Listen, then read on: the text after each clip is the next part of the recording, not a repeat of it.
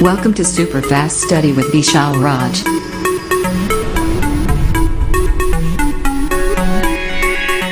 Hello दोस्तों, की हाल चाल सब बढ़िया। आप सभी का स्वागत है आपका YouTube channel super fast study with Vishal Raj में। दोस्तों जल्दी से फटाफट से बिल्कुल लाइव आ जाइए, क्लास स्टार्ट हो गया है और अपने सभी दोस्तों को शेयर कर दो और जल्दी से लाइक कर दो। सभी लोग जल्दी करिए। गुड इवनिंग सभी को। जल्दी से सभी लोग क्लास में आ जाइए और अपने दोस्तों को सभी को शेयर कर दो और सभी क्लास में जुड़ जाएं ताकि क्लास को स्टार्ट किया जाए।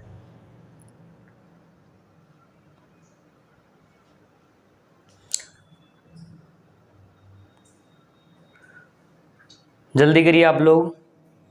तो इस क्लास को स्टार्ट करते हैं एक ऊर्जावान मोटिव के साथ जो आपको मोटिवेट बनाएगा, बहुत ज़्यादा ऊर्जावान बनाएगा। तो ध्यान रहे और आपको ध्यान सुनना है और अपने जहन में उतार लेना है, ठीक है। तो आप लोग ध्यान सुनिएगा। कभी आप ये मत सोचिए कि आप अकेले हैं। कभी आप ये मत सोचिए कि आप अकेले हैं, बल्कि आप ये सोचिए कि आप अकेले ही काफ़ी हैं। आप अकेले क्या हैं? काफ़ी हैं। तो इसी मोटिव के साथ इस क्लास को स्टार्ट करते हैं। फटाफट से लोग क्लास में आ जाइए और क्लास को स्टार्ट किया जाए, ठीक है। तो जैसा कि इसके पहले बहुत सारा क्लास हो चुका है जिसमें हम लोग बहुत सारा चीज़ सीख चुके हैं, जैसे कि पिछले क्लास में हम लोग कलाम का नियम और साथ में और भी चीज़ें हमने सिखाई थी आपको और आप सीखे थे, जहाँ पर हमने विद्युत क्षेत्र और विद्युत क्षेत्र तीव्रता भी बताया था। तो आज हम लोग नए टॉपिक की बात करने वाले हैं, जो कि आप सभी को पता है कि फिजिक्स जो है क्लास 12th का चल रहा है और उसी में हम लोग नए टॉपिक आज पढ़ने वाले हैं। तो आज का जो टॉपिक है ना, हम लोग सबसे पहले पढ़ेंगे विद्युत बल रेखाएँ। विद्युत बल रेखाएँ, विद्युत बल रेखाएं। ध्यान रखना, एग्जाम में कई बार ये 2 नंबर या 3 नंबर का आता है और कैसे आता है वो भी आपको समझा दे रहे हैं। तो हेडिंग कर लीजिए विद्युत बल रेखाएं। विद्युत बल रेखाएं, इसको इंग्लिश में बोलते हैं electric lines of force. Electric lines of force, lines of force, electric lines of force. ये हेडिंग बना लो, विद्युत बल रेखाएं, ठीक है। एग्जाम वाला इस टॉपिक को ऐसे पूछे कहेगा विद्युत बल रेखाएं किससे कहते हैं और साथ में इसकी विशेषता भी बताइए। इसकी विशेषता की भी बात करता है या फिर गुण कह सकता है, विलक्षण कह सकता है। जब भी अगर ऐसा कुछ कहता है तो आपको ध्यान रहे, आपको ये 2 से 3 नंबर में एग्जाम में कई बार पूछा जा चुका है, ये बात ध्यान रखना है। तो कर लीजिए हेडिंग विद्युत बल रेखाएं, इलेक्ट्रिक लाइंस ऑफ फोर्स। अब देखिए होता क्या है, पहले ना समझ लेते हैं लाइफ में, ज़िंदगी में। जैसे देखो होता है कि खंभे में केबल होता है, तार होता है, उसमें करंट जाता है, लेकिन हम लोग कभी देख नहीं पाते हैं, लेकिन करंट जाता है और जब हम लोग टच करते हैं ना, हम लोग को महसूस होता है और फिर पता ही है क्या होगा, झटका देगा, आकर्षित कर लेगा, चिपका लेगा। जिसको पता है कि आवेश और आवेश गुण होते हैं, साथ धारा होता है, वो सारा कुछ हमने बता रखा है पहले से ही। तो विद्युत बल रेखाओं का मतलब क्या है, उसमें जो भी बल रेखाएं गुजरती रहती जाती रहती हैं वो हम लोग को दिखती तो नहीं है, लेकिन उसमें एग्जैक्ट में होता है, रियल में होता है, बट हम लोग को दिखाई नहीं देता। मतलब ये इमेजिनरी है, काल्पनिक है। तो ये बल रेखाएं काल्पनिक होती हैं, जो कि हम लोग कल्पना कर सकते हैं, हाँ ऐसी होती होंगी, बाकी एग्जैक्ट जो है आप रियल में उसे देख नहीं सकते हैं, ठीक है। तो अब इसकी बात करते हैं। अब कहेंगे विद्युत बल रेखाएं क्या हैं, तो हम कहेंगे सबसे पहले कि यह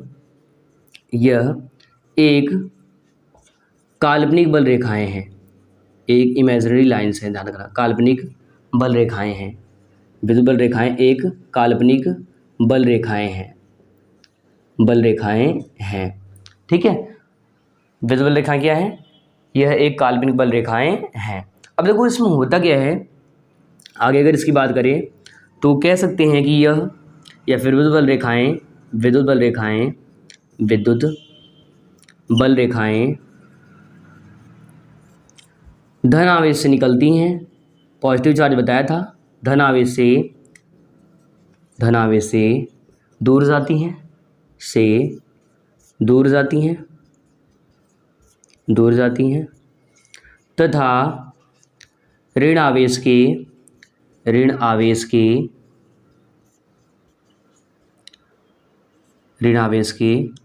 पास आती हैं, ठीक है। तो हम कहेंगे कि विद्युत बल रेखाएं क्या हैं, ये एक काल्पनिक बल रेखाएं हैं जो होती क्या हैं, ये बल रेखाएं धन आवेश से दूर जाती हैं जबकि ऋण आवेश के पास आती हैं। ये बात ध्यान रखना, ठीक है। और देखो अगर कभी कोई पूछ ले इसको किस साइंटिस्ट ने बताया था, तो ध्यान रखना, ठीक है। तो एक साइंटिस्ट जिनका नाम था माइकल फैराडे। क्या नाम था? Michael Faraday. आगे चलकर एक लेसन आएगा फैराडे का, जिसमें हम लोग पढ़ेंगे विद्युत चुम्बकीय प्रेरण के बारे में, मैग्नेटिक इंडक्शन के बारे में पढ़ेंगे। तो वहाँ पर डिटेल से विजिबल रेखाओं के बारे में वहाँ चर्चा की गई है, ध्यान रखना। तो वहाँ पर हम लोग चुम्बकीय बल रेखाएं पढ़ते हैं। तो याद रहे इसको ना, माइकल फैराडे ने बताया था। किसने? माइकल फैराडे नामक वैज्ञानिक ने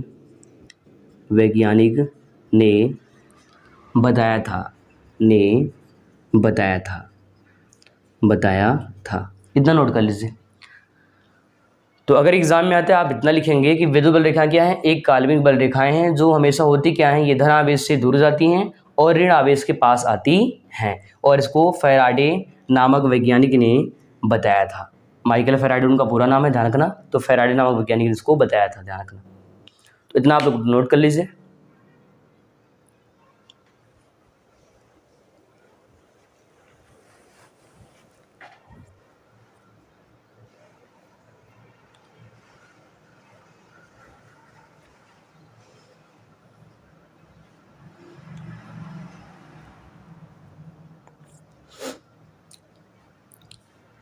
तो हो गया इतना। यह एक काल्पनिक बल रेखाएं हैं, और जो विद्युत बल रेखाएं धन आवेश से दूर जाती हैं जबकि ऋण आवेश के पास आती हैं, और फैराडे नामक वैज्ञानिक ने बताया था। इतना सभी को हो गया होगा। अब बात करेंगे इसकी विशेषता की। बात करते हैं इसकी विशेषता की। चलिए हटाते हैं।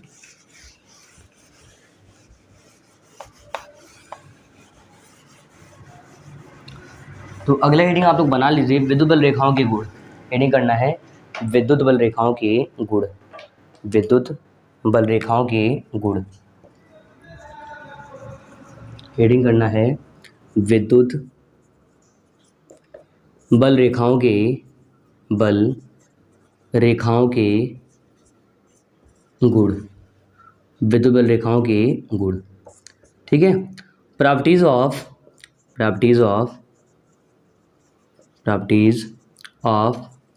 Electric lines of force. Electric lines of force. Lines of force, ये हेडिंग कर लीजिए आप लोग। विद्युत बल रेखाओं गुण, चाहे गुण कह दे एग्जाम वाला, या पूछ ले विशेषता कह दे, या विलक्षण कह दे, ठीक है। ऐसा कभी भी कुछ भी कहता है तो आपको याद रखना यही पॉइंट लिखने हैं। क्या करना है? जो मैं आपको पॉइंट बताऊंगा वही पॉइंट आपको अच्छे से नोट कर लेना है, ठीक है। तो अब देखो होता क्या है, उसका गुण भी बताना है। जैसे मान लो सपोज ये मार्कर है, या फिर मान लो ये कपड़ा है, कुछ भी अगर हम लोग खरीदने जाते हैं, हम लोग चाहते हैं कि बढ़िया से बढ़िया क्वालिटी का कपड़ा रहे, बढ़िया से बढ़िया क्वालिटी का मार्कर रहे, या बढ़िया कोई सामान खरीदते हैं तो उसमें क्वालिटी देखते हैं। तो ऐसे ही क्या होता है, जो विद्युत बल रेखा है ना, इनकी भी अपनी प्रॉपर्टी होती है, अपनी विशेषता होती है। उसी विशेषता की ना हम लोग इसमें बात करेंगे, ध्यान रखना, ठीक है। तो चलिए बात करते हैं। पहले से तो आपको लिख लेना है कि विद्युत बल रेखाओं की विशेषता या विलक्षण या गुण निम्नलिखित हैं। क्या करना है? लिखना है विद्युत बल रेखाओं के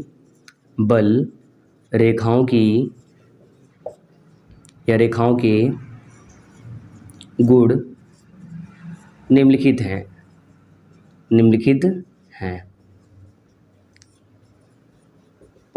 निम्नलिखित हैं। अब इसमें पॉइंट वाइज कर लेना है आपको। तो इसमें आपको पहला पॉइंट करना है, पहला पॉइंट, और ये पहला पॉइंट ना परिभाषा से ही चुरा लेना है। क्या करना है? जो परिभाषा आप अभी पढ़े हो उसी से चुरा लेना है, ठीक है। वो कैसे? तो पहला आप ये पढ़े थे कि जो विद्युत बल रेखाएं हैं ना, ये केवल धन आवेश से दूर जाती हैं। तो आप कहोगे कि ये का मतलब यहाँ पर विद्युत बल रेखाओं से है, बात ध्यान रखना। ये धन आवेश से पॉजिटिव चार्ज से दूर जाती हैं,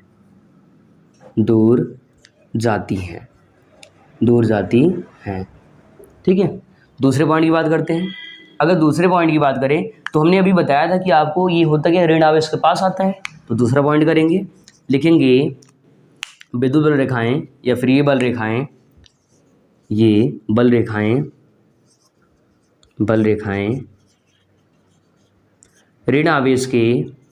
ऋण आवेश के पास आती हैं,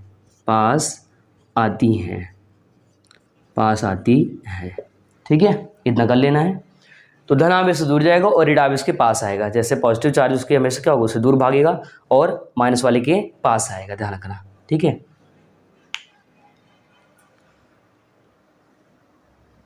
दो पॉइंट हो गया।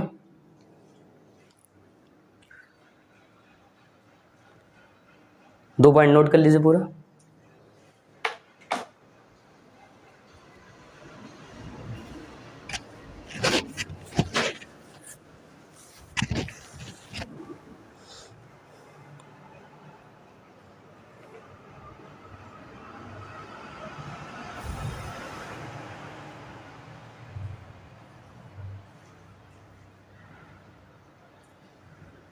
यहां तक हो गया होगा। देखिए तीसरे पॉइंट की बात करते हैं। अगर प्लस से दूर जा रहा है माइनस के पास आ रहा है, तो तीसरा पॉइंट एक इसी से बनाते हैं। तीसरा पॉइंट इसी से बनाते हैं कि ये बल रेखाएं, ये बल रेखाएं या विद्युत बल रेखाएं वक्र का निर्माण करती हैं, वक्र का निर्माण करती हैं। अब सर ये वक्र क्या होता है, तो वक्र का मतलब देखो, मान लो एक प्लस आवेश है, ठीक है, और दूसरा माइनस आवेश है, तो ये बल रेखाएं होंगी क्या, जैसे मान लो यहाँ से ऐसे निकले, इधर चली जाए, यहाँ प्लस से दूर जा रहा है माइनस के पास, ऐसे आ रहा है, इधर भी ऐसे करके, ठीक है, इधर भी ऐसे, तो ये जो ऐसे आ रहा है ना, प्लस से दूर हो रहा है, इधर से क्या हो रहा है, दूर जा रहा है, और माइनस वाले क्या हो रहा है, पास आ रहा है, इसके पास आ रहा है, ठीक है। तो यहाँ पर ये जो बना है ना, ये जो बन रहा है, ये डायग्राम आपको दिख रहा है, प्लस से दूर माइनस के पास, प्लस से दूर माइनस के पास, इसको कहते हैं बंद वक्र। इसको क्या बोलते हैं, बंद वक्र कहते हैं, ध्यान रखना, ठीक है। तो तीसरा आपको लिखना है, ये बल रेखाएं वक्र का निर्माण करती हैं, मतलब वक्र बनाती हैं। ये जो बन रहा है डायग्राम, इसी को वक्र कहा जाता है। तो ये डायग्राम आपको बना लेना है अच्छे से। तीसरा पॉइंट करके ये डायग्राम बना लीजिए और लिख लीजिए, ये बल रेखाएं वक्र का निर्माण करती हैं, वक्र बनाती हैं।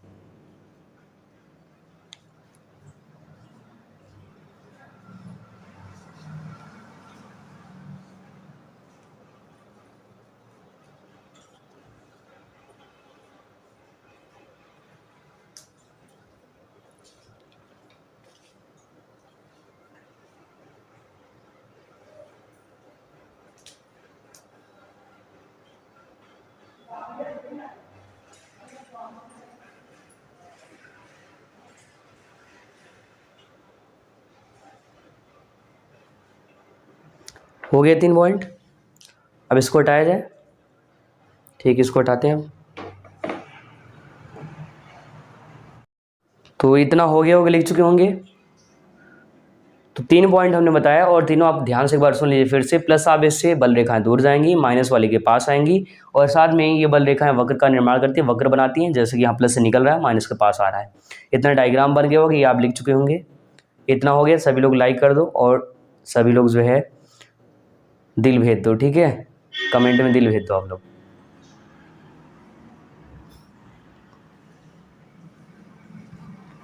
चलो हटाते हैं इसको।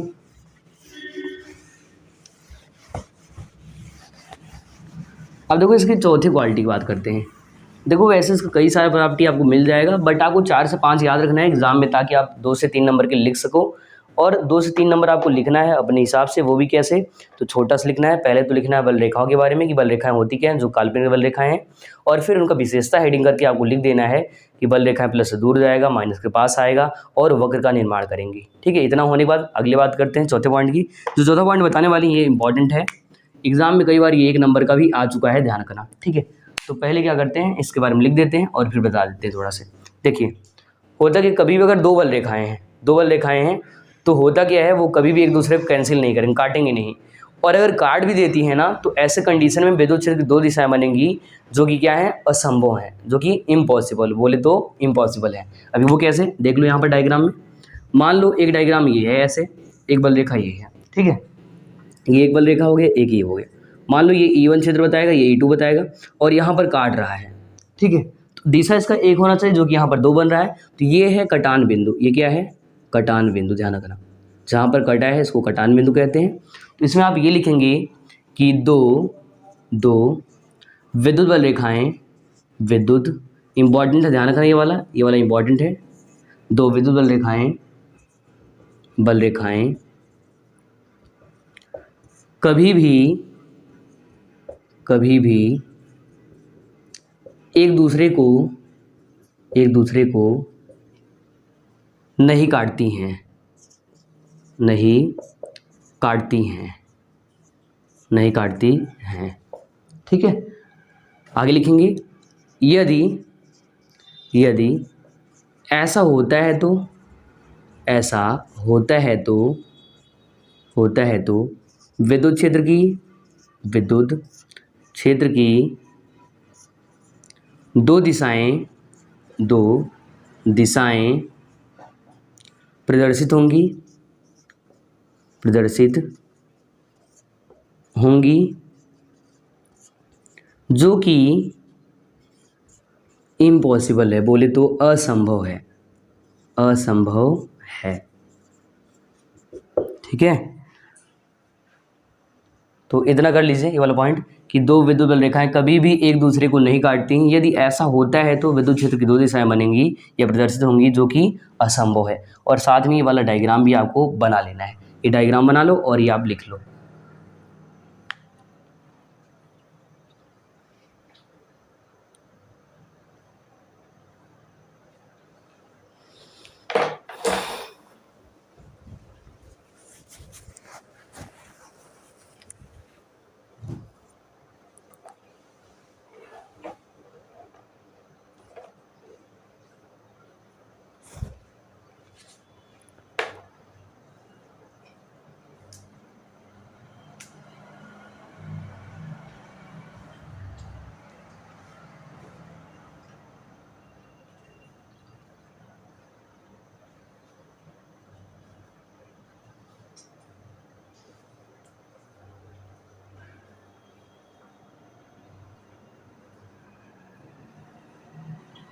चलिए, हो गया होगा, इतना हो गया है। चलिए एक और पॉइंट देख लीजिए, एक लास्ट पॉइंट करते हैं, पांचवा। देखो होता क्या है, मान लो कहीं पर बल रेखाएं बहुत पास हैं और कहीं पर दूर दूर है। ठीक है, अब होता क्या है, जहाँ पास होगा वहाँ पर जो विद्युत क्षेत्र है वो बहुत ज़्यादा होगा, प्रबल होगा, और जहाँ पर दूर होगा वहाँ पर दुर्बल। प्रबल का मतलब ज़्यादा और दुर्बल का मतलब कम होगा।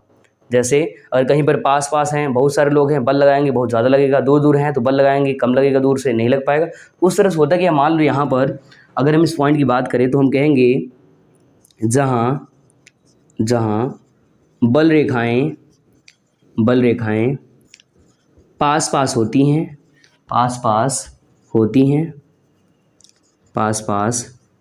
हैं वहाँ प्रबल विद्युत क्षेत्र तथा जहाँ दूर होती हैं, जहाँ बल रेखाएं दूर होती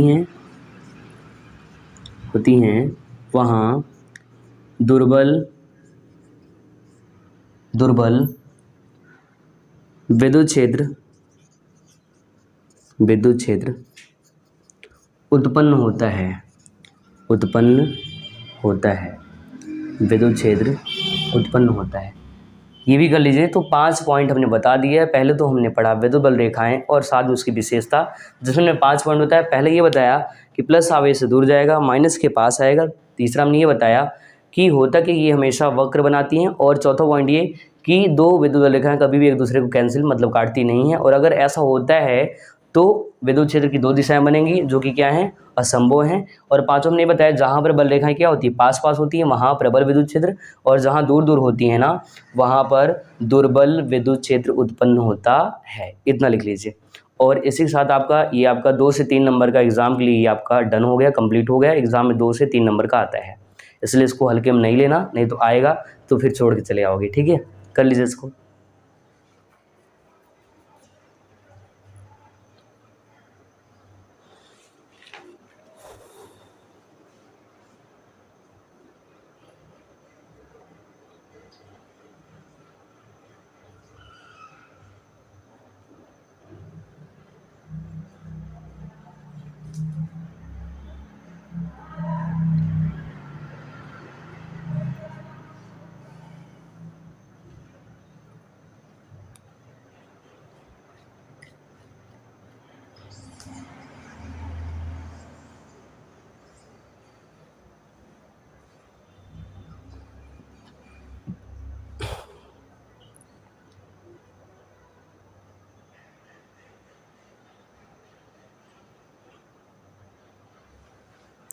हो गया यहाँ तक का?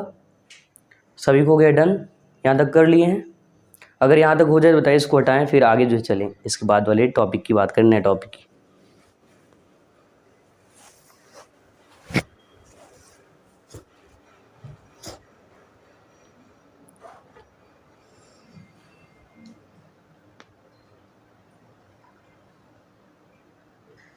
चलिए हटाते हैं इसको। तो ये आपको ध्यान रखना है, यहाँ से विद्युत रेखाएं और उनकी विशेषता की कहानी खत्म होती है। अब बात करते हैं नए टॉपिक की, ठीक है। अब जो नया टॉपिक है उसको ध्यान से आप लोग समझिएगा। एग्ज़ाम में यहाँ से भी 2023 में क्वेश्चन किया था और पूछा था। वो क्वेश्चन क्या था वो क्वेश्चन ही बताएंगे और साथ में जो है उसको पढ़ाएंगे भी, समझाएंगे भी कैसे आपको लिख कर आना है और कैसे करना है। चलिए तो आप हेडिंग बनाइए सतत आवेश वितरण। हेडिंग करना है सतत आवेश वितरण,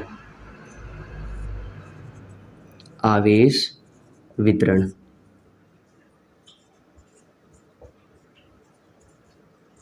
सतत आवेश वितरण, अगर यहाँ पर नहीं दिख रहा हो इसके आगे लिख दे रहे हैं, देख लीजिए, वितरण।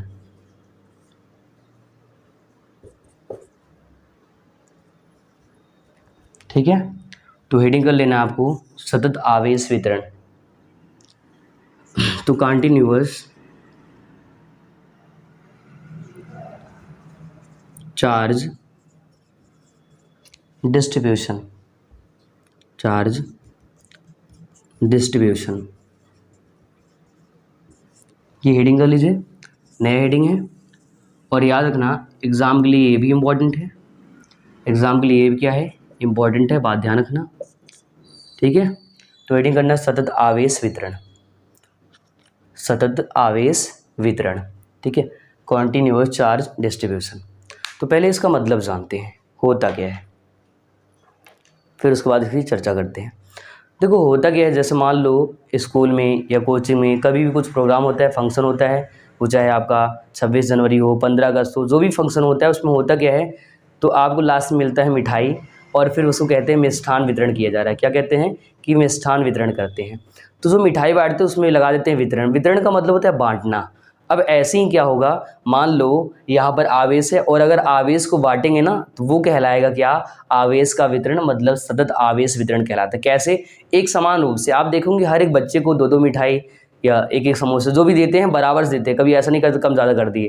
तो ऐसे ही जो आवेश बटेगा ना वो किसी विभाग में बराबर रूप से बटेगा तो वो ही कहलाएगा क्या, सतत आवेश वितरण।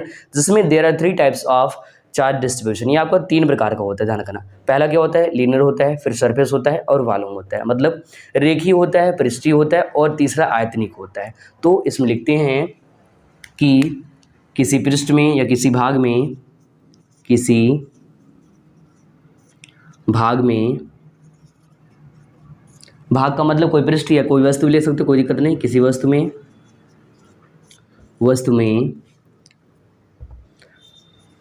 एक समान रूप से आवेश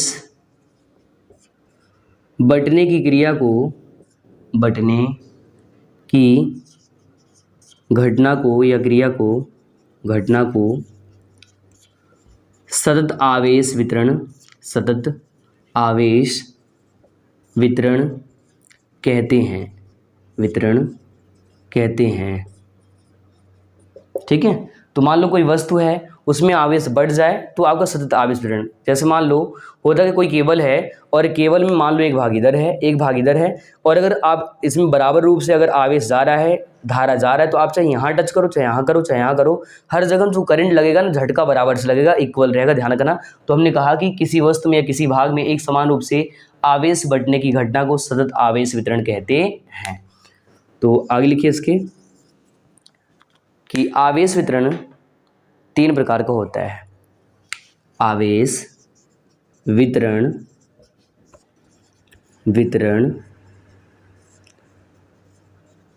3 प्रकार का होता है, ये 3 प्रकार के होते हैं, 3 प्रकार के होते हैं।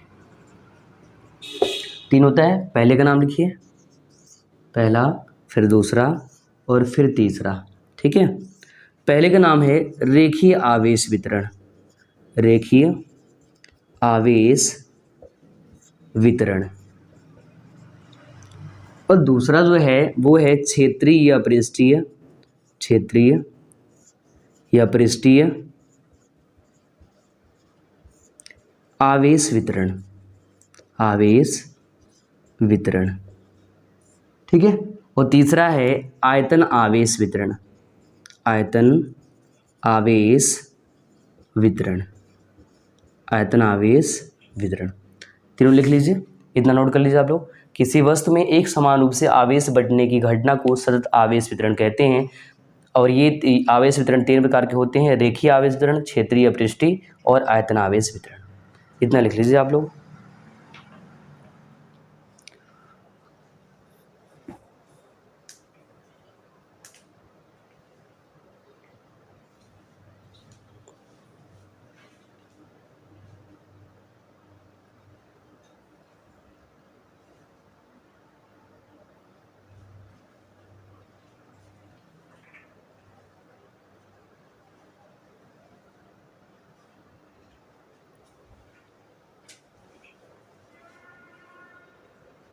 तो आप लोग जल्दी से यहाँ तक नोट कर लीजिए, ठीक है। रेखीय, क्षेत्रीय, आयतनिक, ये तीनों नोट कर लीजिए।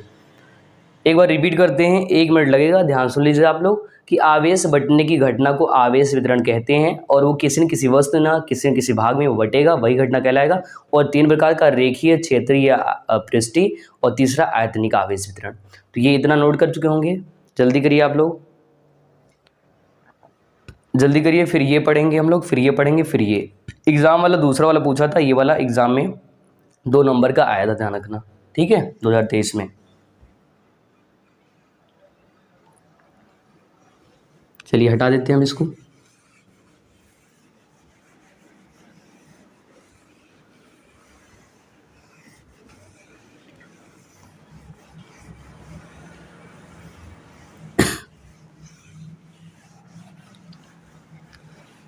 अब देखिए, अब पहला वाला ना हेडिंग बनाते हैं।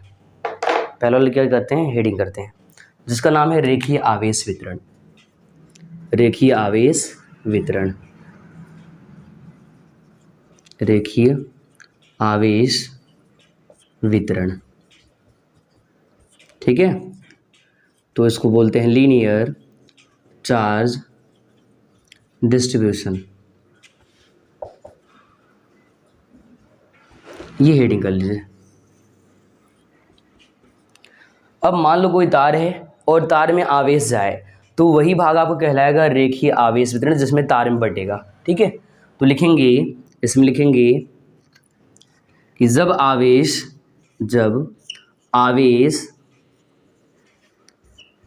एक समान रूप से किसी रेखीय भाग में वितरित होता है, मतलब बढ़ता है, उसे रेखीय आवेश वितरण कहते हैं, उसे रेखीय आवेश वितरण कहते हैं,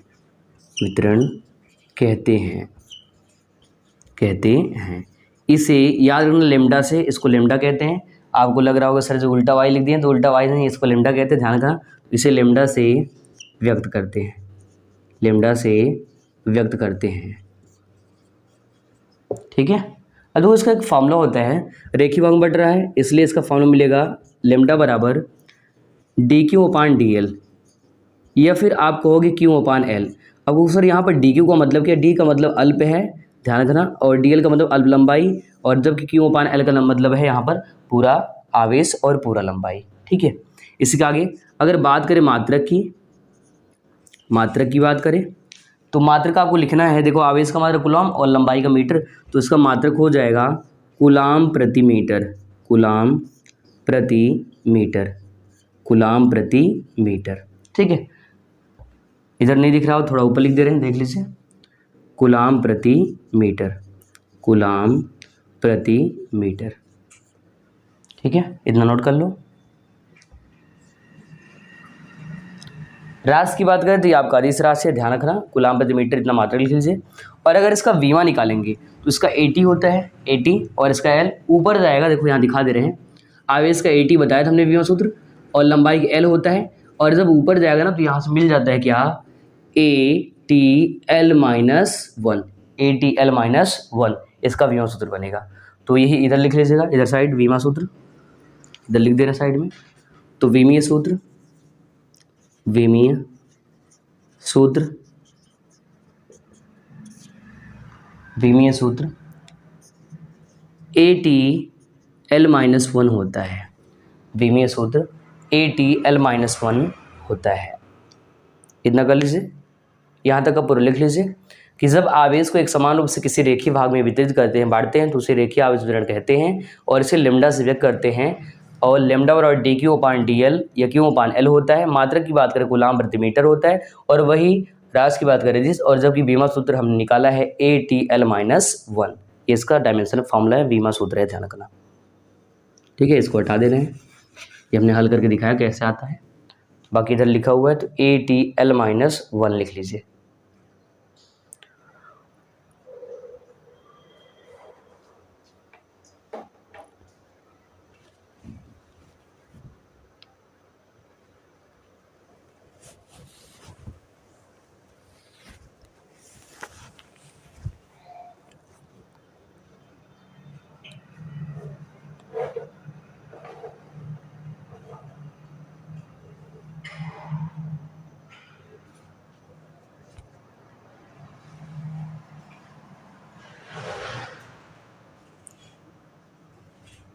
हो गया, यहाँ तक लिख लीजिए जल्दी से।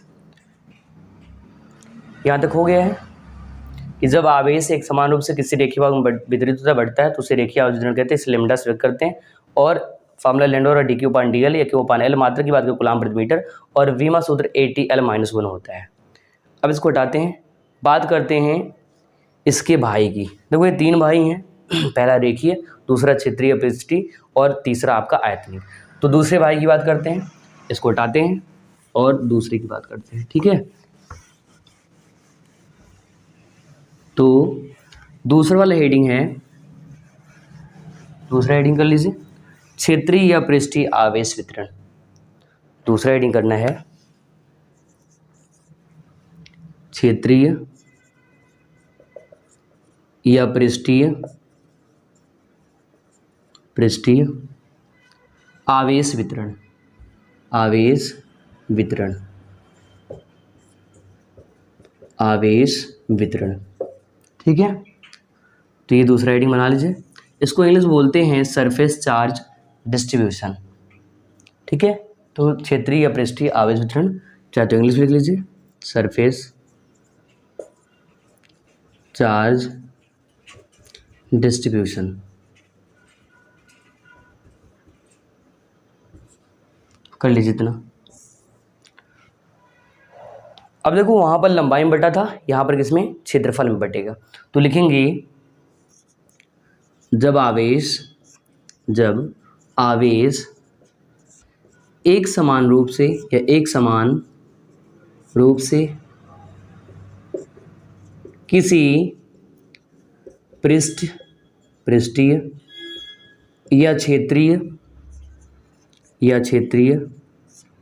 भाग में वितरित होता है तो उसे क्षेत्रीय या पृष्ठीय आवेश वितरण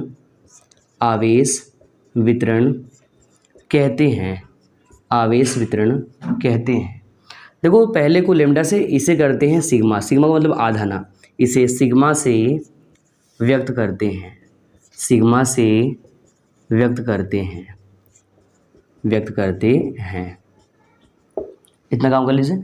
इसका भी फार्मूला होता है, जैसे वहाँ पर dQ/dL में तो ऐसे मिलता है, सिग्मा बराबर dQ/, चाहे ds कर लो या फिर dQ/dA, ए का मतलब एरिया भी कर सकते हैं, या फिर आप Q/A भी कर सकते हो, या फिर Q/S भी कर सकते हो, कोई दिक्कत नहीं। ठीक है, इतना नोट कर लीजिए। यहाँ तक क्लियर है। बात करते हैं मात्रक की। तो मात्रक देखिए, देखो आवेश का मात्रक कूलाम और क्षेत्रफल का मीटर स्क्वायर, तो मिलेगा कूलाम प्रति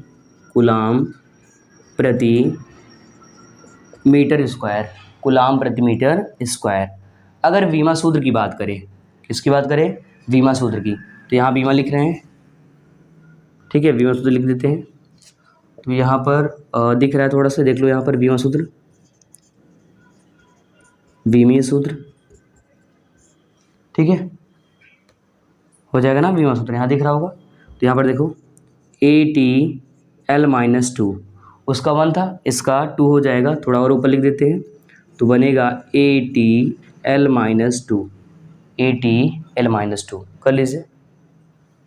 तो जब आवेश एक समान रूप से किसी पृष्ठीय या क्षेत्रीय भाग में बढ़ता है तो उसे क्षेत्रीय या पृष्ठीय आवेश वितरण कहते हैं, सिग्मा से व्यक्त करते हैं। और सिग्मा और dQ/dS या dQ/dA या फिर Q/A होता है। मात्रा की बात करें कूलाम प्रति मीटर स्क्वायर, और राशि की बात करें अदिश, जबकि इसका विभव सूत्र ATL-2 होता है, क्योंकि क्षेत्रफल का L2 बनेगा, वही ऊपर जाएगा, ATL-2 हो जाएगा। इतना नोट कर लीजिए।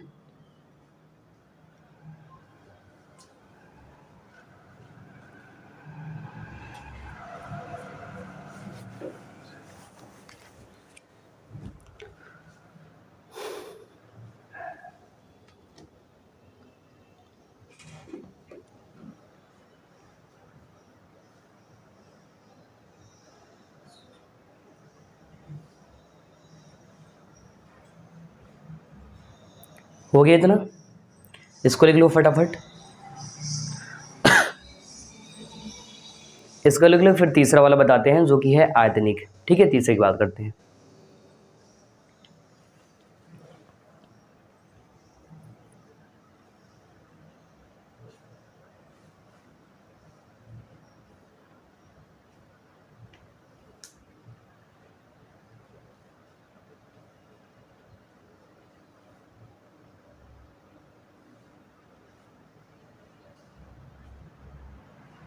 चलिए इसको हटाते हैं। अब इसका एक लास्ट सेटिंग देखिए, तीसरा, और एग्जाम में यही वाला जो अभी हमने लिखवाया, यही वाला एग्जाम में पूछा था, और इतना ही आपको लिखना था, ठीक है, ध्यान रखना इतना।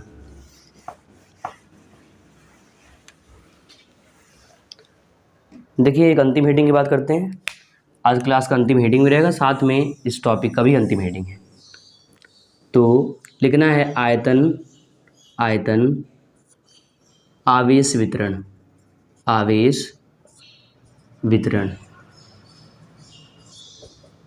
ठीक है, आयतन आवेश वितरण कर लीजिए इतना।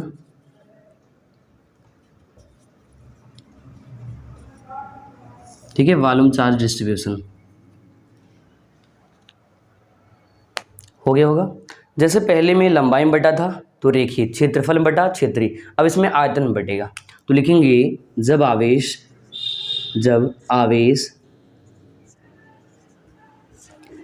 एक समान रूप से आयतन भाग में वितरित होता है,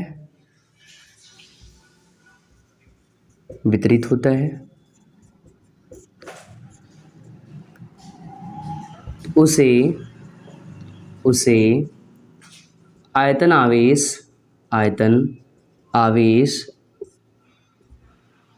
वितरण कहते हैं।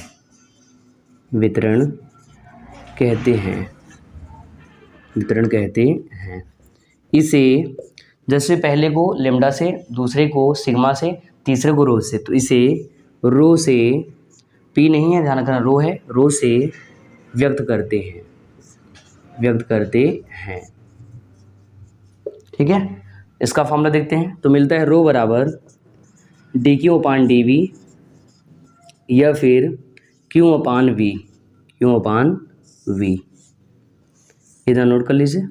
ठीक है, बात करते हैं मात्रक की, तो आवेश का मात्रक सभी को पता है कूलॉम होता है, और आयतन का मात्रक मीटर क्यूब, तो लिखेंगे कूलॉम प्रति मीटर क्यूब। ठीक है, कूलॉम प्रति मीटर क्यूब।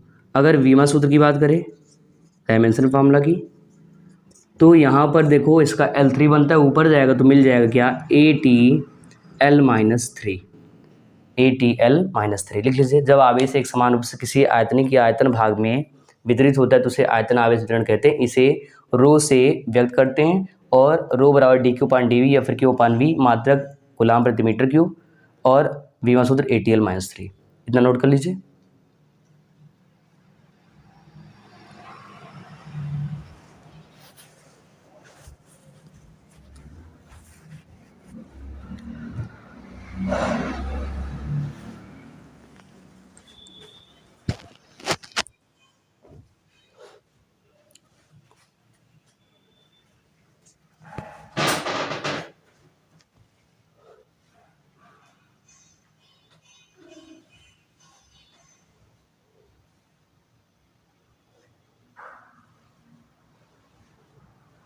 जल्दी करिए, इतना नोट करिए आप लोग जल्दी से फटाफट। तो जब भी आयतन वाले भाग में बटेगा तो आयतनिक आवेश वितरण कहलाएगा, ठीक है। अब जाते जाते आप लोग इसका ट्रिक ले लो ताकि अच्छे से याद कर पाओ। अगर जो है आपको मान लो ये नहीं याद होता है तो मैं आपको ऐसा एक ट्रिक देने वाला हूँ जिससे आप डायग्राम दे करके बिना इसको पढ़े अच्छे से आराम से याद कर सकते हो, ठीक है। तो इतना हो गया होगा, सभी का कर चुके हैं? जल्दी करिए जिनका नहीं हुआ है।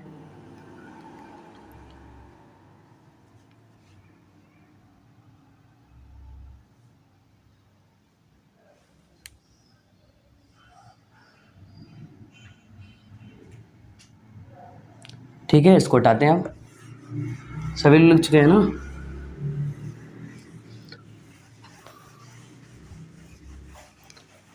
अब देखिए इसकी ट्रिक की बात करते हैं, इन तीनों भाई की ट्रिक। वो कैसे?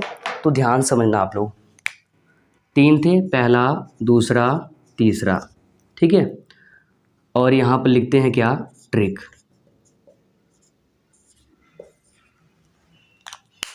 तो पहले का नाम क्या था? रेखीय आवेश वितरण, रेखीय आवेश वितरण। दूसरे का नाम क्या था? क्षेत्रीय पृष्ठीय आवेश वितरण, क्षेत्रीय पृष्ठीय आवेश वितरण। तीसरे का नाम क्या था? आयतन आवेश वितरण, आयतन आवेश वितरण, वितरण। अब यहाँ पर समझो, देखो यहाँ पर ना लिख देते हैं कि कैसे याद रखोगे। डायग्राम देखो, तो रेखी वाला रेखी होता है, ऐसे लंबाई, इसका डायग्राम में ध्यान करना, रेखा भाग में। और दूसरा क्षेत्रफल है तो क्षेत्रफल में लंबाई और चौड़ाई दोनों होता है, तो इसको आप ऐसे याद रखोगे।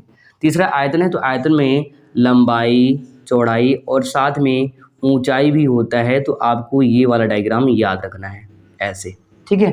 अब एक बात समझो, अगर लंबाई में बटेगा तो रेखीय, अगर क्षेत्रफल में बटेगा क्षेत्रीय, और अगर आयतन बटेगा तो आयतनिक आवेश वितरण कहते हैं।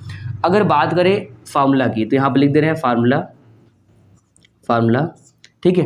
तो पहले का फार्मूला था कि लेमडा बराबर Q/L या फिर dQ/dL, ये था पहले का। अगर दूसरे की बात करें तो दूसरे था सिग्मा बराबर dQ/, ठीक है, dQ/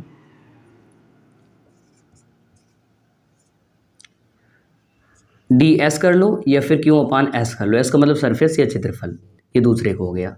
तो सब में क्यों आ रहा है, और नीचे देखो यहाँ dl था और यहाँ पर ds है, यहाँ पर s है। तीसरे का था रो बराबर dQ/dV, आयतन मतलब v, या फिर Q/v, ये तो हो गया फार्मूला। तो पहले एक बार फिर समझिए, यहाँ पर ये आवेश वितरण है, रेखीय तो रेखीय भाग, पृष्ठीय क्षेत्रीय तो क्षेत्रफल, आयतन है तो ये आयतनिक भाग।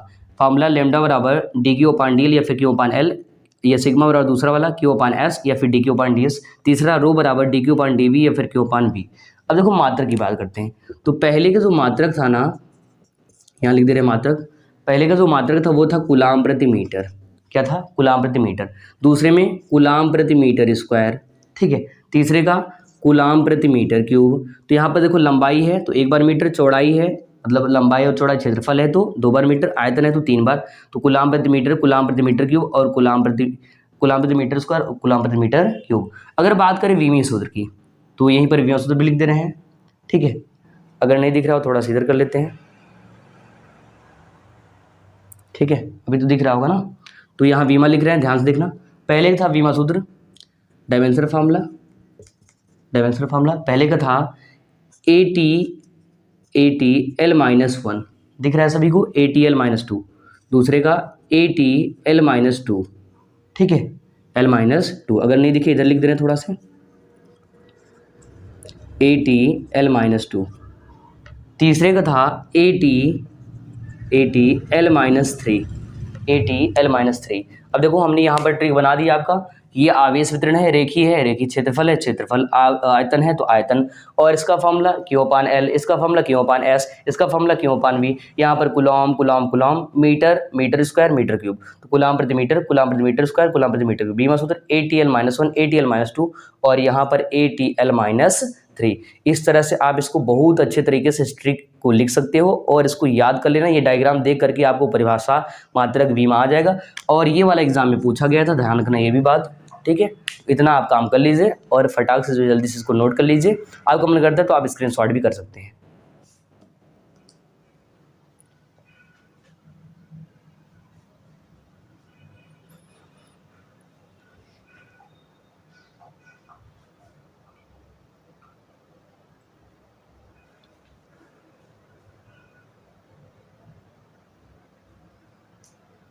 जल्दी करिए, जल्दी नोट कर लीजिए और डायग्राम बना लीजिए, फार्मूला लिख लीजिए, मात्रक और बीमा सूत्र भी लिख लीजिए।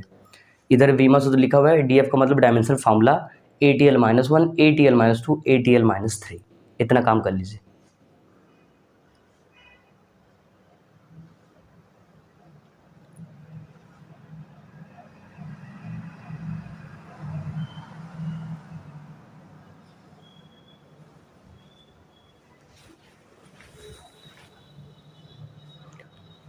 तो मेरे ख्याल सभी का हो गया होगा, इतना इतना कर चुके हैं। अगर नहीं किए हैं तो जल्दी से कर लीजिए।